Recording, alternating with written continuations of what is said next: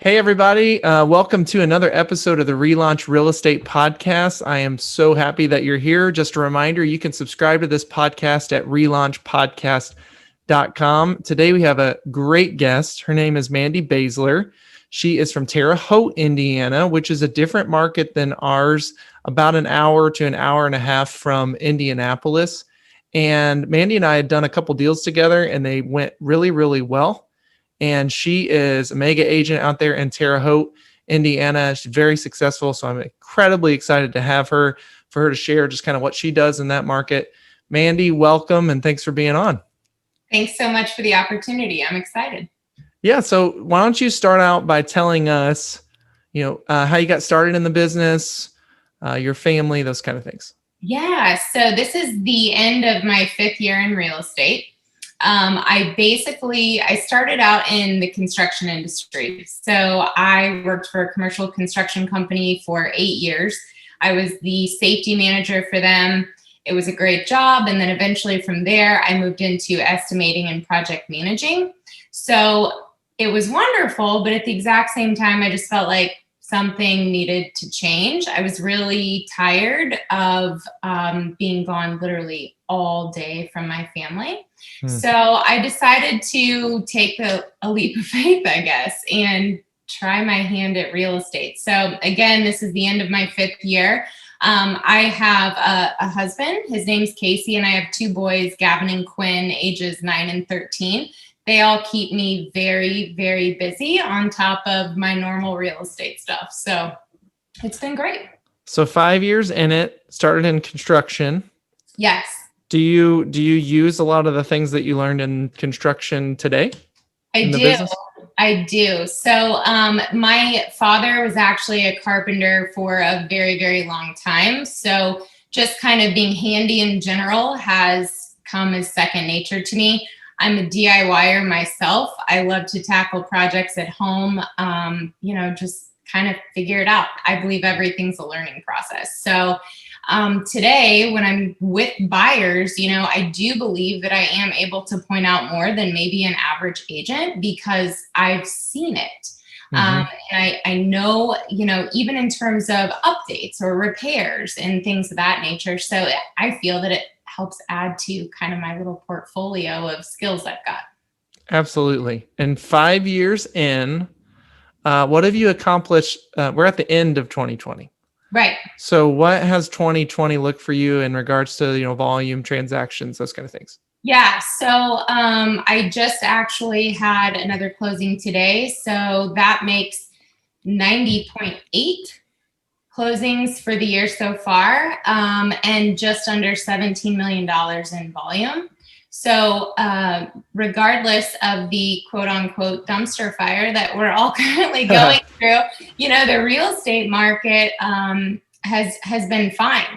I feel that at the beginning, when it all really started to come into play, obviously the COVID-19, there were a lot of agents who just kind of rolled over and died, so to speak. I mean, they didn't want to work. And, what better opportunity than to seize the moment and say, hey, you know what? I can wear a mask. I can wear gloves. I'll take off my shoes. I'll do whatever I need to. And my clients will do the same. I'll provide whatever they need to make it a safe environment. And, I just kept working. So it's been great this year. Yeah, it was. And I told my team that all year long when the stay-at-home order went in place. I was like, guys, everyone's going to go quiet and this is your opportunity. Yes. And it really, really was. And so many people didn't capitalize on it, but literally it was handed out on a golden platter. Was this your best year ever? This has been my best year.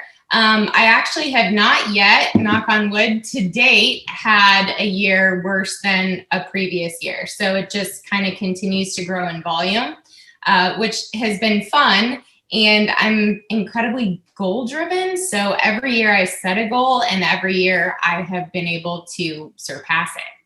That's fantastic. So 90 units. You said 90.8 units. What's the 0.8? So there were a couple of them in there that, just with my normal schedule and how busy I am, I would give to another agent in my office. And so I would get like pieces of the pie. And then on one of them in particular, he ended up having to split it with my broker. And so then it's just tiny little pieces. So yeah, technically if we round up 91, but I've got several more set up to close before the end of the year.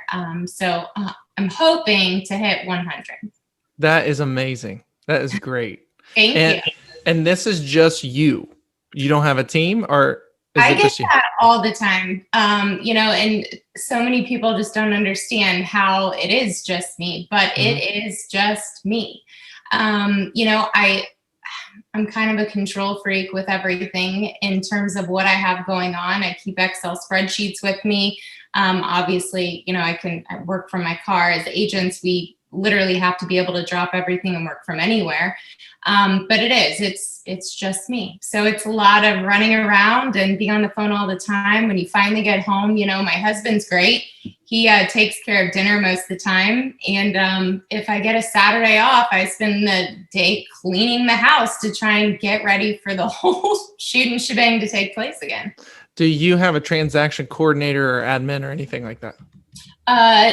Well, in terms of admin, we have a lady at our office, and she basically just preps the earnest money checks that we then take to our closings. So I do it all. Wow. That's very impressive. And what brokerage are you affiliated with?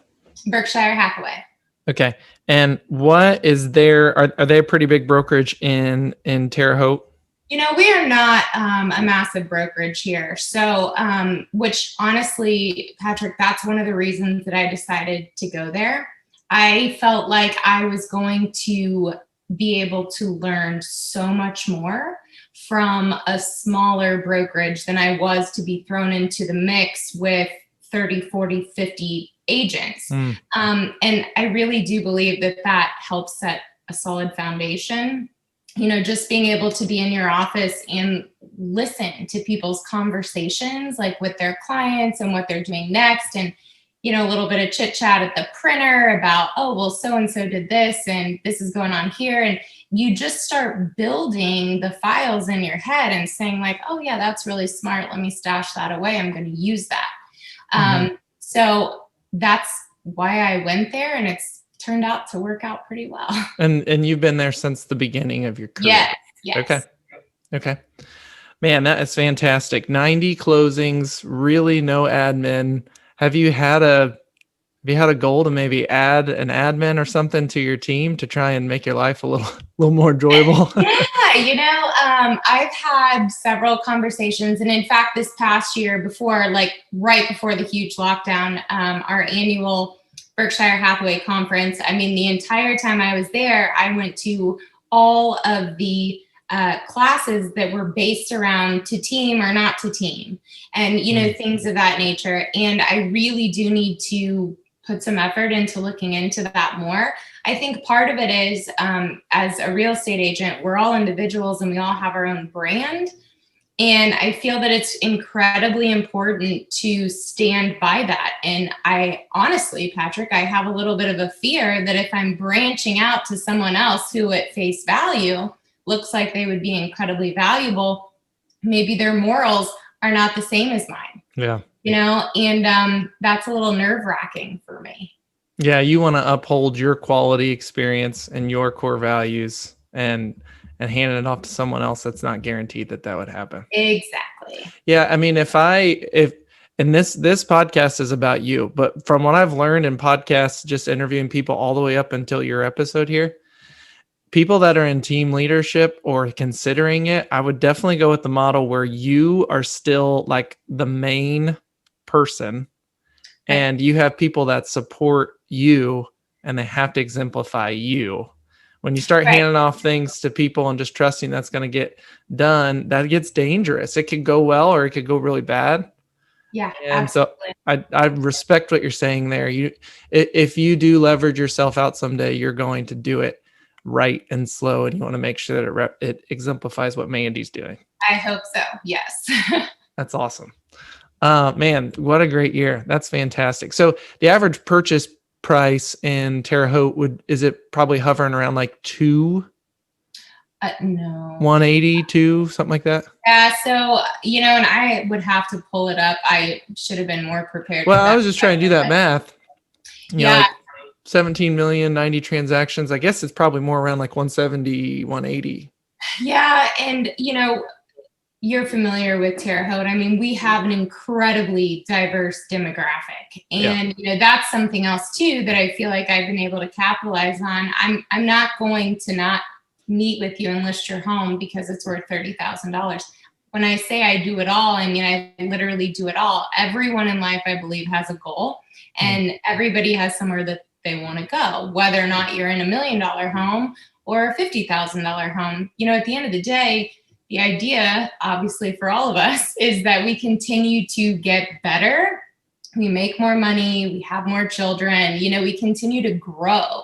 So, you're just the next one in line. That 50 turns into an 80, that turns into a 130, and so on and so forth. So, yeah, man, I love that. That's fantastic. So this was your best year. yes. Why is that? Was it mostly repeat referral business, or were you out there prospecting this year when things got quiet? Honestly, the majority of my clients are referral based. Okay. It has been very consistent. I do dabble in the Zillow pool with some of the leads that they send, and about the same amount of those have worked out for me each year in terms of volume. And aside from that, I mean, I just feel like there are so many opportunities that as real estate agents, not everybody capitalizes on. So for instance, my kids, they're involved in basketball and golf and soccer and football. And at all of those events, I'm there, and I'm not the mom who's sitting off to the side. I'm the one who's chatting it up with everybody. And lo and behold, at some practice, somebody says, "Oh, well, Mandy does that." Mm-hmm. And then it's like, oh my gosh. And then people start putting two and two together. And, I can't tell you how many times I've ran into somebody at the grocery store and they're like, "Oh my gosh, I've been meaning to call you." And I'm like, "Hey, let me text you my number real quick. Get back to me when you can." Yeah. And that has been the biggest thing. I think just being out there in the community, being seen, and, just networking. Yep. Just being involved, meeting people. That's it's so basic, but it's so true. But there's an element to it, and maybe you can help. Just showing up doesn't do the trick, right? Like you have to inject is such a negative word, but you have to inject yourself, or you have to put yourself in places where when those conversations come up, you're there, or you have to exemplify something. So, I guess how do people like know that you're in the business when you're in these groups? Just because you've helped them before, or some other reason? A lot of times it comes from, maybe one mom mentioned something. For instance, this year I had one, there was a listing and it just wouldn't sell. It wouldn't sell. And a mom of one of my son's friends, they play football together. She said, "Hey, I know Mandy. Mandy does a great job. Let me give you her info." I got the house sold the same day that I listed it, and it had been on market for 90 days. I did a lot of marketing for it up front. I had her go in. We made, did a little bit of renovating in terms of like light fixtures and taking down curtains and balances and things of that nature. So the house really showcased well. But then from there, because that was such a successful sale, obviously for my client, and she was the referral source, another mom was like, "Oh my gosh, I'm calling you. I got to get mine done." And it's like, wow. So kind of the little chitter chatter that goes on in the background that ends up just building your brand. But you have to prove it. Right. And you prove it. Yeah, no. And you do. And I think, I really believe in over communication. And that's like across the board. That's with somebody who, as an agent, oftentimes we're waiting on an update on something, or the lender said they get back to us, or title company, whatever. Be the one to send that email first. Be the one to check in, let them know, hey, checked in again, no word, but I'm on it. People like that, especially when a purchase that could be the largest of their life is in your hands. Mm-hmm. So. Do you have any, so I love that you said over communication. Let's talk about that for a second. Yeah. Do you have any systems in place that kind of communicates with your clients for you, or do you do that manually? Do you have reminders that you set for yourself, or is it just natural? Honestly, and I hate to say it, but it is pretty much natural. Okay. I will, sometimes when I'm out and about, just driving, doing my showings, picking up signs, normal day-to-day stuff, I'll drive down a road and be like, oh my gosh, I wonder how so-and-so is. And I'll get them on the phone. Just want to check in, see how everything's going. And I don't know. I care so much about my clients and their needs. And so it's more of a personal thing, I guess, for me. I constantly follow up with people. Yeah. And you can't, Mandy, you're one of the agents where this is very natural for you. Like you can't teach someone how to care for someone. Right. Like that's all natural and intrinsic and those kind of things. And it's hilarious that you said that, because when I was training an agent a couple months ago, he asked me like, how do you remember all this stuff? And I literally said, sometimes I'm driving down this road and I'll see this house or this thing that reminds me of them. Yeah. And I'll be like, oh crap, I need to call them or I need to update them. And so that's very natural for you. And that's obviously what's been a part of your success. What stages through like the pending process do you communicate with your clients? Like, and what do you say? I mean, like, let's say you just pinned a deal. Like you just got one under contract. What's the first thing you do? Fire off to them? Yeah. So the first thing I fire off to them, obviously, a giant congratulatory phone call, whatever time of day that is.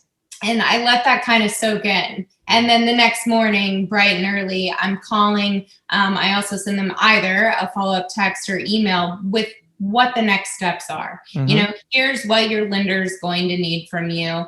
We're going to need your quote from your insurance. You don't send that to me. You're going to send that to the lender, and literally just giving them a step-by-step.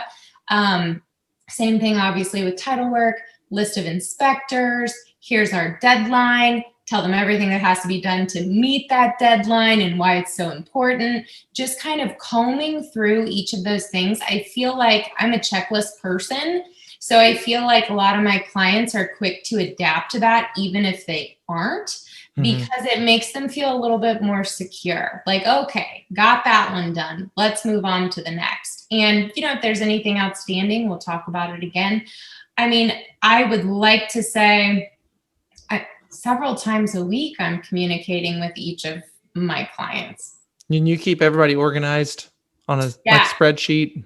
Yep. I just keep a spreadsheet and it tells me exactly where every single file is, and not until something's completed do I actually get to X that out and, kind of go on from there. And, just filing everything properly. I mean, I have clients who will call and be like, hey, do you remember this one part of the inspection? And I'm like, hang on 2 seconds, let me pull it up. And, keeping it all in order. Yeah. You could probably sell that spreadsheet for $1 million. I'm sure there's agents all over the country. Well, so have you ever taken the DISC test? No. Okay. You have to take this. It's a personality test, but most agents on the personality profile are D's or I's, meaning they're either dominant or influential, but they have no organizational skills whatsoever. Oh yeah. Sounds like you have a lot of organizational skills, and agents are always looking for that secret. Like that secret organizational tool to help them to stay organized. So that's really great. Yeah. I love how you said you make a phone call.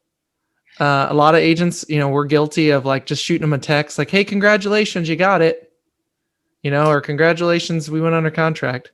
Yeah, I feel like that is so, in no disrespect to anybody else, but I feel like that's so impersonal. Yeah. I mean, we don't know what they're purchasing necessarily for all of the time, right?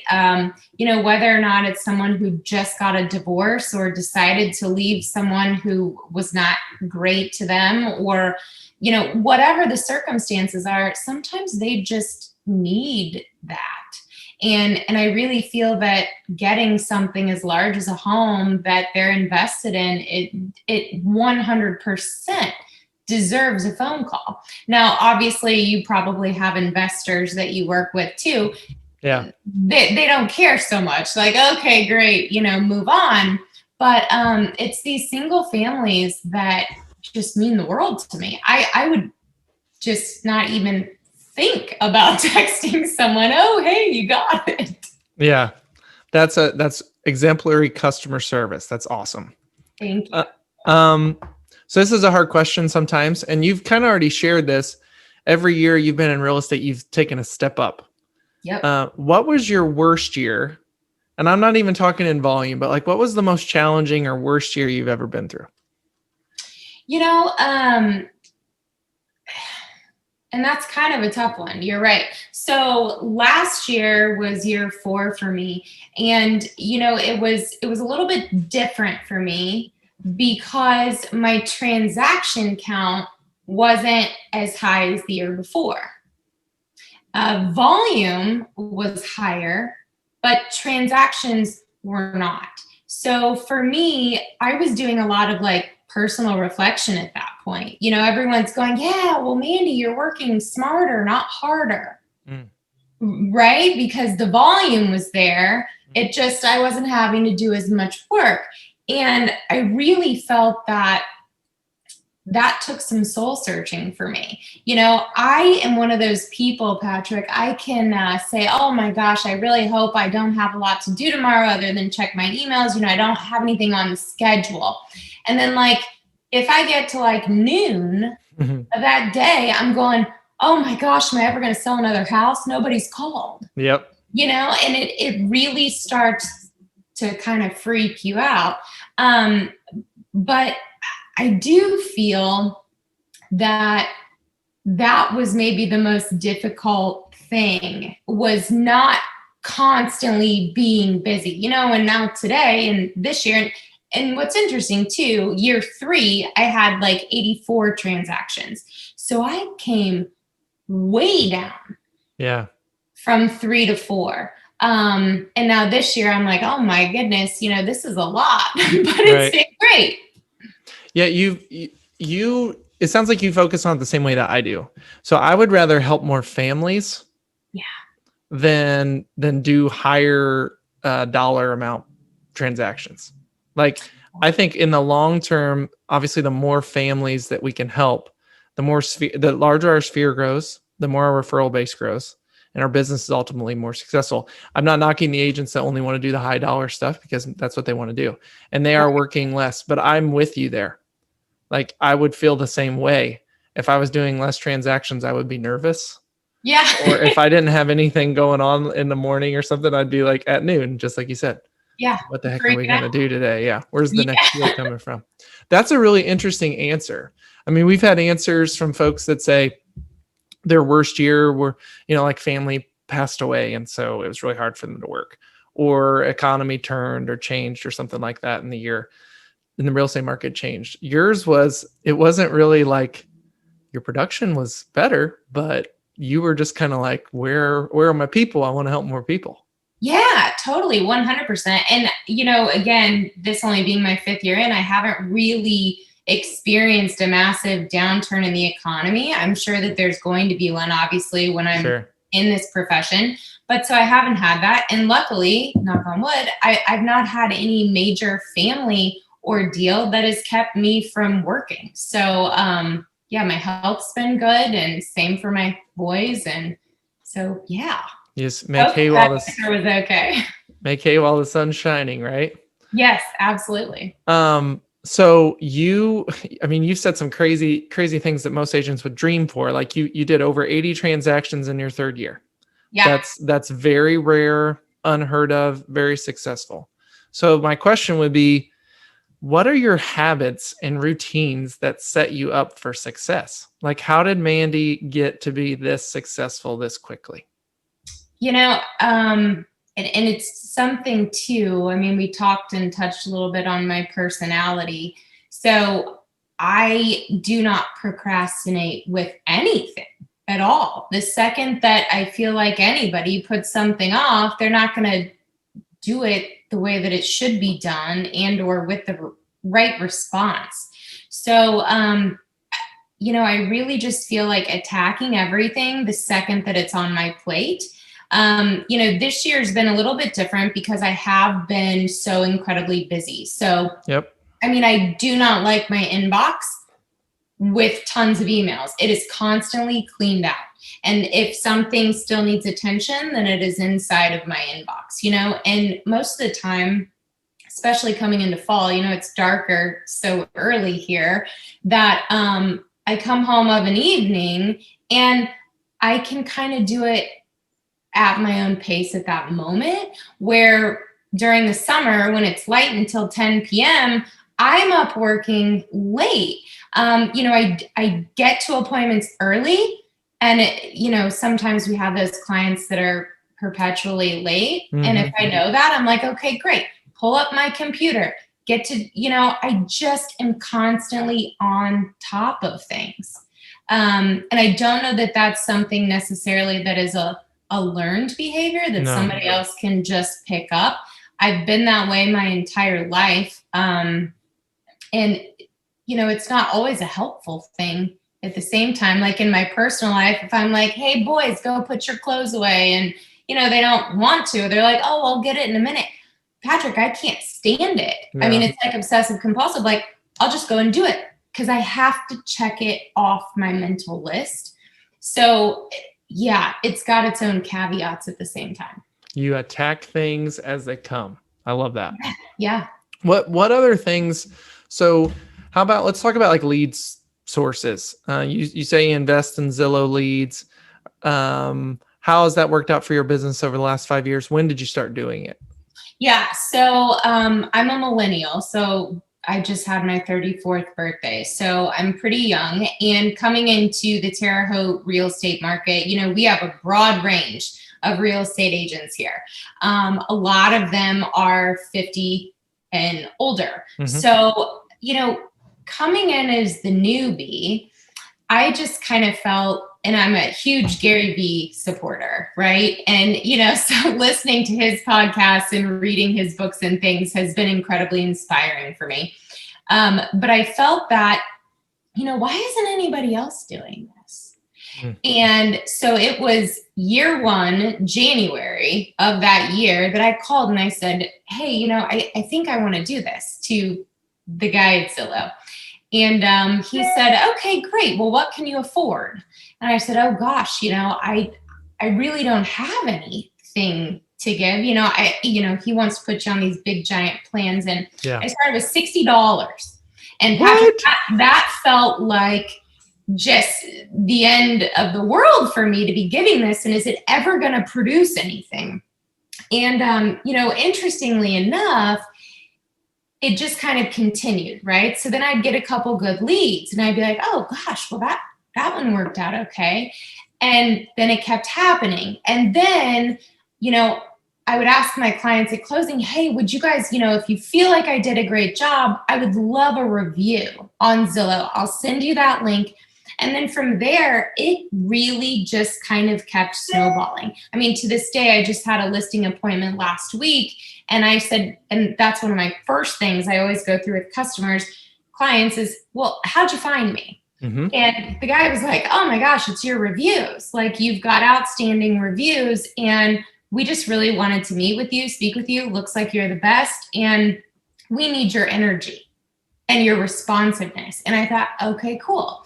And it took a long time for other agents, I felt like, in my office. And now, even in our multiple list service, there's tons of them now that are doing it. Yeah. And I don't know if it's because they're kind of saying, well, maybe Mandy was right 5 years ago. Maybe this isn't so bad. But, it's been interesting too, because now my business, obviously day one was so incredibly buyer heavy. I think I had one listing, the first year, I don't know, maybe two. But then from there, this year I'm listing heavy. Yep. And, so it's been very interesting to watch that shift. But yeah, so Zillow has been a great spot for me. And then, like I said, the reviews, and people actually get on and they look at them and they read them. And going back to how I'm such an obsessive compulsive on certain things, I mean, I had one guy who gave me like a half a star on something, and I was like, oh my gosh. Well, then it took my tiny little arm off my star. Patrick, it ate me alive. Yep. I mean, I had to do I'm like, what do I need to do to get this thing back? So I'm a perfectionist. And again, it's to my own fault at the same time too, because it drives me crazy. Yeah, we had that happen one time. We have like 100 and I don't know, we almost have 200 reviews, and we had one person that gave us a 4 out of 5. And then now it's like 4.9. I'm like, oh man, I want that 5. It's driving me nuts. It's crazy. So you play in the Zillow game. We do as well. Yeah. You were ahead of the curve in your market. I can't imagine only paying $60 for Zillow leads, because in Indianapolis, oh my. I don't pay $60 now. Right, sure. Yeah. I'm sure it's much different. But you were ahead of the curve. You did that and you got in there, and that's played into your success, and you continue to do it today. How do you, just personal question, how do you feel about Zillow? How do you feel about them in our real estate industry? Well, it's so interesting. I'm trying to think of the right way to put it. And I'm sure you know this. We're always on the receiving end of, well, the Zestimate says, and I'm like, oh my gosh, they can be so incredibly off. So I have a lot of issues with that, because before you even get there, these people your clients already have an idea, and it can be so incredibly off. And that is very frustrating, because then you're not just trying to market yourself and why you would be the best to list a property. You're also having to prove why this price is the price it should be and not what Zillow says. Yeah. So that's very frustrating. I have some issues with the way things come in from our MLS and go out to Zillow.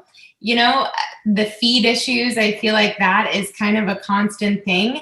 I had listed my own house a couple years ago, and literally like the first 72 hours, all the info was wrong. The pictures weren't right. And I'm thinking, you guys are killing me. Like, I pay you, and this is my own house.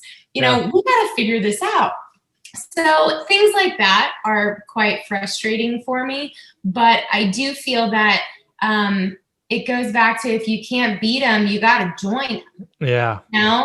You have to find a way to work in unison with them. I do know that there are, in larger markets, if your lead produces, then you're having to cut them back a referral. Mm-hmm. And that to me is crazy, especially when you're paying them for a service. So I don't know when that's going to come down the line to Indiana. I hope it's not anytime soon, but I'm not looking forward to that day. Yeah, that's a frustrating experience, right? Because it's our clients' data that we're disseminating, giving it to them, and then they're selling it back to us. Exactly.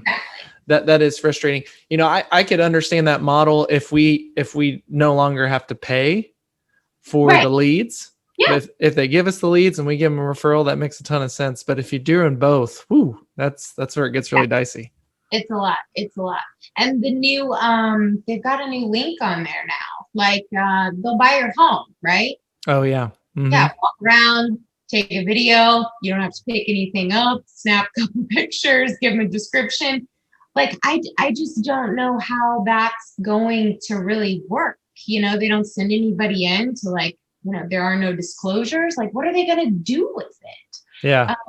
So I don't know. I've got a lot of questions surrounding that thought too. We'll see how it pans out, right? Yeah, absolutely. It's going to be interesting. But folks like you, Mandy, hardworking, determining folks, they're going to find a way to succeed in this business for I sure. sure hope. What other habits and routines set you up for success? Like what's your day look like? What's a 90 unit per year producer do on a daily basis?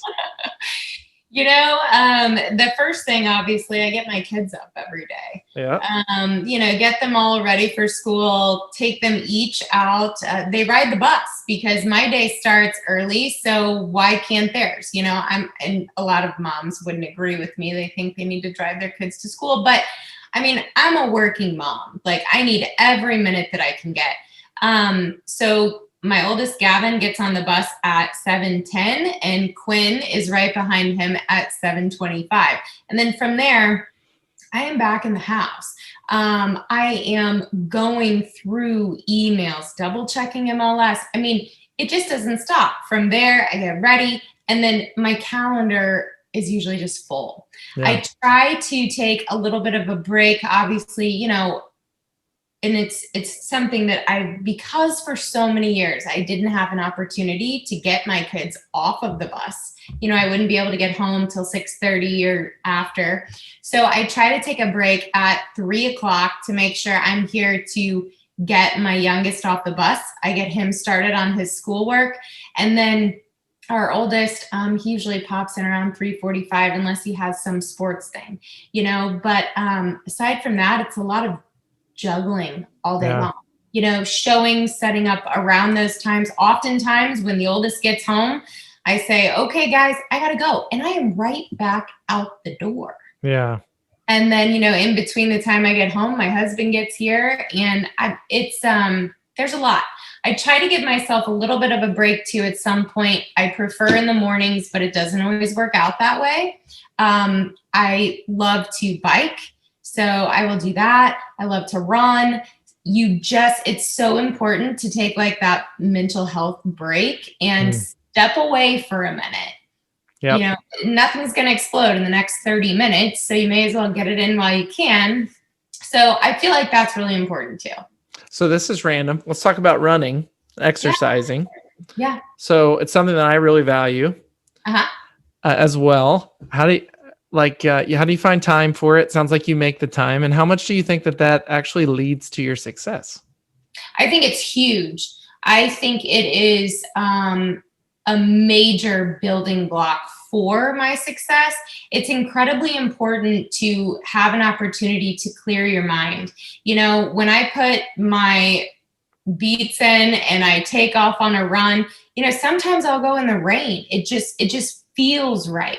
And when you get out there, you're listening to the lyrics of whatever song is on, and suddenly your mind, I feel like, just kind of starts to get a little bit clearer. It's not so foggy. And then at that moment, I work through deals when I am on runs. I do the same thing when I am on my bike. If I've got a buyer and a seller who are hitting heads, I am on that run to try and figure out how I bring this together. Yep. And so it's been huge for me to be able to take that step back, because nobody's going to do anything successfully if they're frustrated and flustered. You got to have a clear head. Yeah. Oh my gosh. You're like my spirit sister. Yeah. I mean, I come up with my best ideas and I work through deals when I'm running. Absolutely. And it totally does everything you said. Clears your head, it kind of hits your reset button. If you've got a deal that's going terrible, or your client is incredibly frustrated or frustrating to you, if you can get on a run or a walk or whatever it is that you're capable of, just to clear your mind for 30 minutes, you can get yourself back into the situation. You're so much more refreshed and professional, I think. So you can kind of escape it. That's awesome. Let's see. Do you do any social media marketing? I do. So I just like a month ago, which is probably incredibly delayed, but set up my own Facebook page. That's Mandy Baesler, Berkshire Hathaway Home Services, Newland Miller. And I did that so late in the game, I feel like, because being a perfectionist, I'm so fearful of bad reviews, Yeah. right? Getting a bad rap. So I felt that it was an incredibly vulnerable place to put myself in. But at the exact same time, I've got family all over the place, just like everybody does. And my personal page just kind of wasn't getting it done. So I choose to do that. I do some Instagram as well. Dabbled on Twitter. I do a lot of video tours for like some of the larger end homes I have. So I've been using YouTube for a couple of those. That's pretty much the extent of it. But it's sticking my foot in the door. So I think the more I do it, the more I will find a level of comfort with it. But for now, I'm giving it my all. So, Listeners, you heard it here first. You can sell 90 houses a year without a dynamic social media blitz. Yeah, I really do, because I don't have that. Yeah, you're in the weeds. Like, you're doing the work and you're not wasting a ton of time on social media. Yeah, no, I really, I don't know. I think that it can get so cloudy at times. And I feel like as a normal human, when you post something and you want to go see how many people are liking it and whatever, move on to the next thing. Like, you could have just missed a lead on your phone because you didn't want to answer it because you were reading somebody's comment.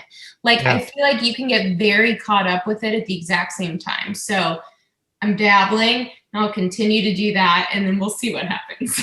I love it. I love it. I love it. And you kind of took this approach that I think is really unique. Actually, never heard of it, where it's like you wanted to prove yourself first. Yes. Like, establish a client base, and then you're like, you know what? I'm going to put it out there now. Absolutely. Like, I want to make sure that I know what I'm doing before I put it out there versus throwing it on a wall and see if it's going to stick. Yeah, I didn't feel like you could do that. And, I still even think today, I mean, call my broker and ask him questions. And he's like, Mandy, I have been doing this for 35, almost 40 years. I've never had this happen. He was like, this happens all the time with you. And I'm like, yeah, well, let's brainstorm here and let's figure out how to do it. But getting a lot of that experience, I feel, allows me to respond appropriately. What if somebody would post on those pages or in the comments questions that, and if I really didn't know what I was talking about, I would feel like such a fool. Yeah. And I never want that to happen. So the experience has been huge. Yeah. And doing the amount of transactions that you're doing, I'm sure you are coming up with something new every time for your managing broker to work through. Yeah, lots of things. Lots of things. Man, this is great. Let's spend just a few more minutes. This has been fantastic. What advice would you have for a young professional that's just getting started? What would you do if you could go back and turn back the clock and do it all over again? That's an interesting question. So I usually get someone that I know, either fairly close or an acquaintance or, somebody from Terre Haute once every 3 months that are just asking me these questions. And, it's not good enough just to text them a response, oh, you'll do fine, or blah, blah, blah, whatever. Yeah. I mean, I got to call them, if you really want to know, and oftentimes they'll say, well, how do I get to be as successful as you? And there's a lot to it. And I think for a new agent, organization is key. Like, you need to make sure you have all of your ducks in a row all the time. And that's, as we've talked about, not easy for some people. Yeah. I think that being a good listener, not only with, obviously, like I mentioned, my smaller brokerage, just kind of taking things in, but a lot of agents out there have a lot of experience. You have to be coachable. Mm-hmm. And that is incredibly important. You are going to screw up at some point, and you have to take that and move forward. Not everything in this business is rainbows and unicorns. I mean, we all know that.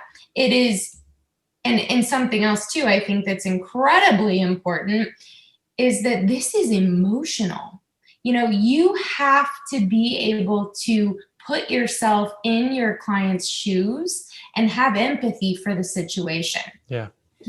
Trying to understand how important, that tiny little item on the inspection, an electrician came and they swapped out the almond colored outlet switches for white ones. And now they're not going to buy the house. And you're going, not a big deal. We'll take care of it. Sometimes you just have to be able to kind of move forward because you are empathetic for them. At the end of the day, they all want the same goal. Somebody wants to buy and somebody wants to sell. And it's how to manage people. I believe that we have to be like servant leaders in this profession. We are constantly serving not only our clients, but our colleagues, the people that we work with. That is huge. Just starting out, people were very quick to put me down. Very quick.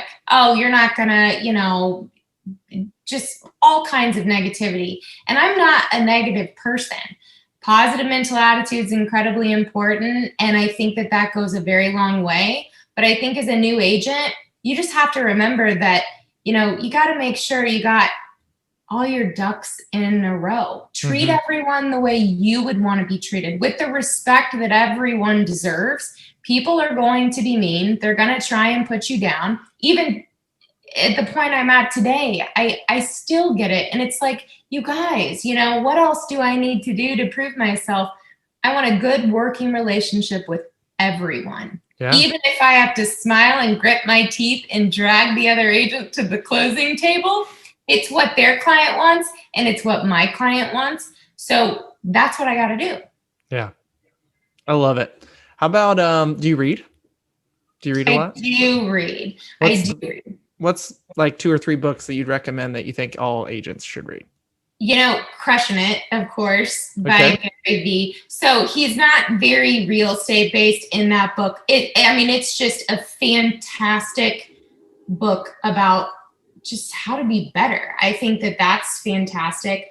One other that I love by Mark Manson, I really probably can't tell you the title, but The Subtle Art of Not Giving a. Yeah. Fantastic book. And it has nothing to do with not actually giving one of those in general, but the idea behind it is that you need to pick and choose when to give one. Mm-hmm. Right. And I think that has been incredibly helpful for me, because otherwise, you do have to differentiate. Otherwise, we would never sleep. Yeah. There's just so much going on in there. And then Sell It Like Sirhan has been great too. It's unique. And I'm a marketing major from Indiana State. So a lot of that stuff kind of comes into play naturally for me, but I love it. So those are definitely my 3 that I think every agent should read, let alone a new agent. So my mom read The Subtle Art of Not, because she's the kind of person that wants to get involved in like everything and like help everybody. That's just how she is. And she said it was really good for her. And now you're saying it, so I probably need to order it on Amazon. You definitely do. Let's go one more question. Okay. What failures have you experienced in the business and you wouldn't wish it on another agent? So like, what have you experienced that has been really rough that you did that you wish you would not have, so another agent could avoid doing that in the future? To be honest, Patrick, I haven't had a ton of instances where there's been like a major faux pas. Yeah. One time, this was an interesting deal. And I think it's so important as an agent, you have to dot every I and cross every T. And it is so important. And I believe if you do screw up, you need to just let it be known. Hey, I missed this. This is my fault. I'm going to make it right. I'm going to do whatever I need to do. I had a buyer that I was representing, and we walked through the house. All the appliances are there, of course. So I go to later write the offer, even the disclosure. The refrigerator was on the disclosure, marked as not defective, right? So when I go to write the offer, I got a million things going on. And I pull up the MLS sheet and I just copy what it says is included, right? And I add my little spaces in between it and I move on. Well, everything's fine. It's smooth, no big deal. Get to possession, right? And my buyers go in and I'm calling saying, how's it all going? And they're like, the fridge is gone. And I said, what? How is the refrigerator gone? And I'm sitting here going, what on earth happened? And I'm trying to figure out exactly how I potentially could have screwed that up. Well, so immediately I run over, I give them a check, and we're in the middle of COVID, right? And it's like nobody can find an appliance to save their life, but I had to make it right, and that's what I did. And it was frustrating because it's like, well, it's on the disclosure, but it wasn't on the MLS. And it's like, I'm not going to fight that battle with these sellers if they're willing to take the fridge out of the house. Let me just make it right for my buyers and move on. Yep. Mm-hmm. I have written a check for a refrigerator too. Yeah. That's what you have to do. I mean, you just have to be like, you know what? I didn't put it on the purchase agreement. Yep. You didn't read it because you probably just signed whatever I sent to you because you trusted me. It's totally my fault. Yeah. And it happens. I mean, it happens. Yep. And sometimes you just have to slow down. And so I have a checklist, of things that I need to double check before I send every offer. And all appliances in personal property and or are included. Double check them, cross-reference those disclosures versus the MLS sheet and make sure it's right. That is awesome. If I could put like a title on this, it would be checklists, tracking, and staying organized, because that's clearly been one of the obviously 3 very important aspects to your success.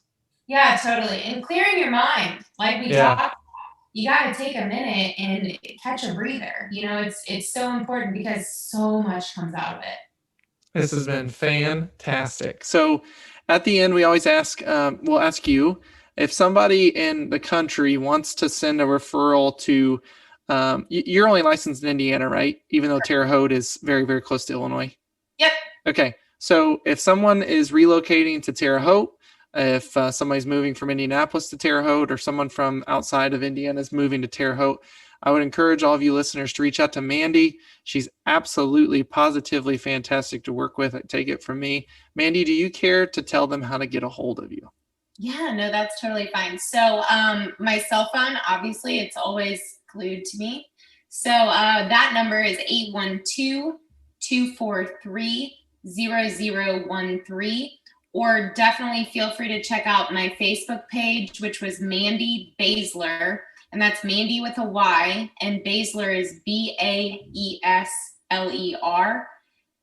Definitely feel free to shoot me a message there. Obviously, you can Google our Newland Miller Berkshire Hathaway page too. Awesome, Mandy. Thanks so much for being on board with us today. This was incredibly valuable. I think we should have you on again in like a year and just see how things are going in a year with you. And thanks again. Good luck with the rest of your year. Happy Thanksgiving. Yes, same to you and yours. And you take care. Thanks. Bye.